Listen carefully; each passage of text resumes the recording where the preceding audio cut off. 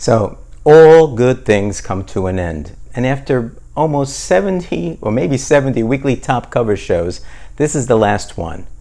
Now, to see this week's top covers and learn more about this decision, stay tuned for the video.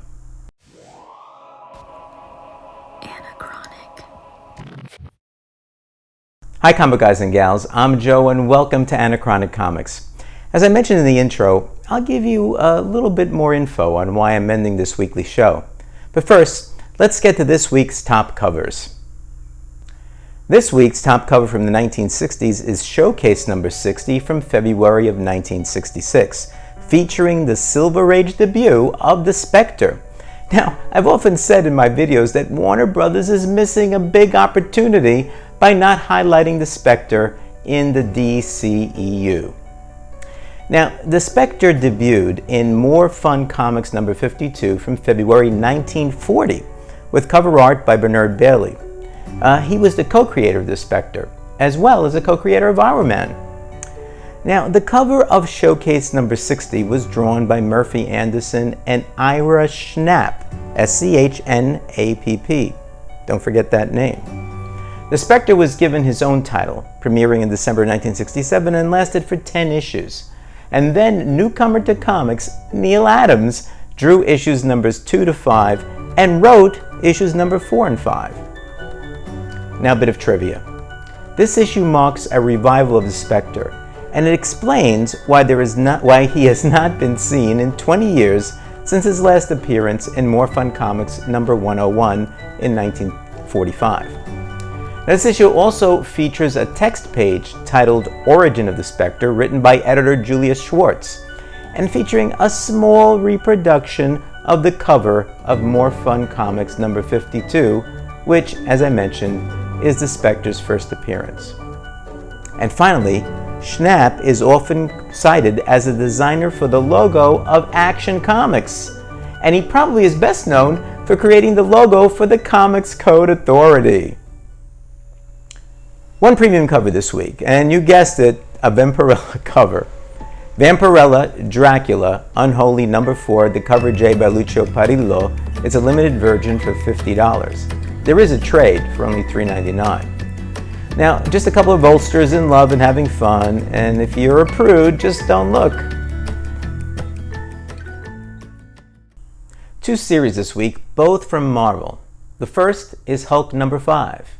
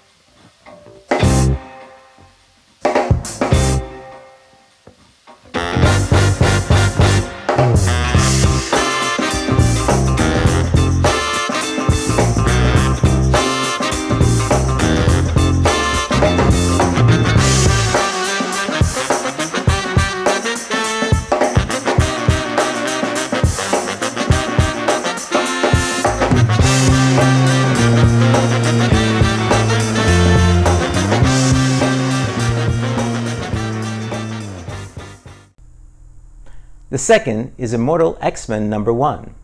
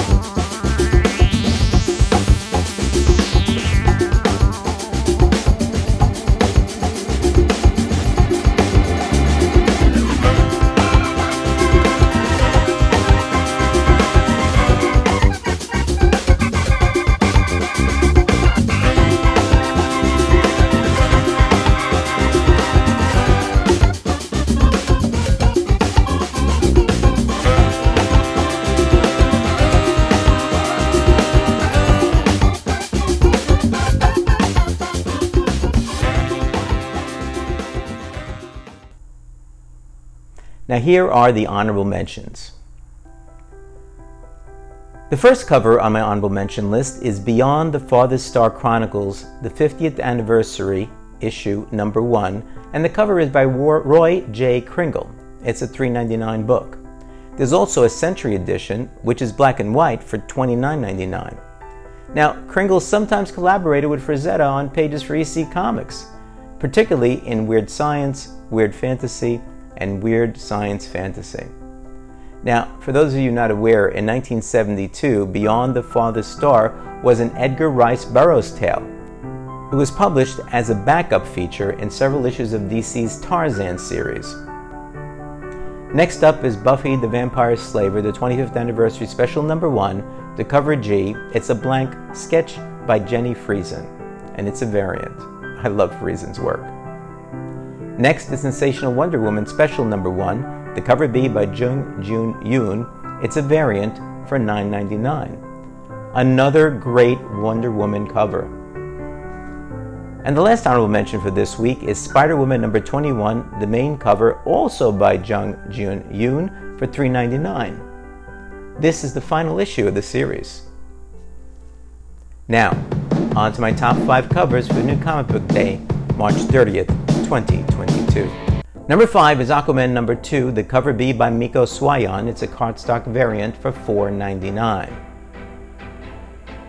Number 4 is Something is Killing the Children number 21, Bray's comic exclusive Orzo variant for $24.99. And number 3 is Swamp Thing, Green Hell number 2, the cover C incentive, the 1 in 25 by Christian Ward. It's a variant and goes for $6.99. For number 2, there's DC vs. Vampires number 6, the cover B by Francesco Mattina, a cardstock variant for $4.99. Finally, my number 1 cover for New Comic Book Day, March 30th, 22, comes from the Hulk series shown previously.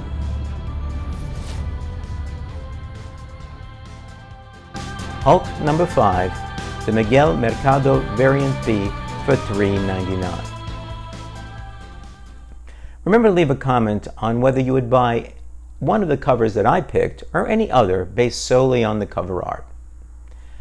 Now thanks for watching, and I love doing this weekly show on new cover art, but I found that it was getting to be a chore to research all the covers, often more than 200 a week, pick out 10 to 15 that spoke to me, come up with a sentence or two for each, record the video, and then do all the editing to get the result that you see.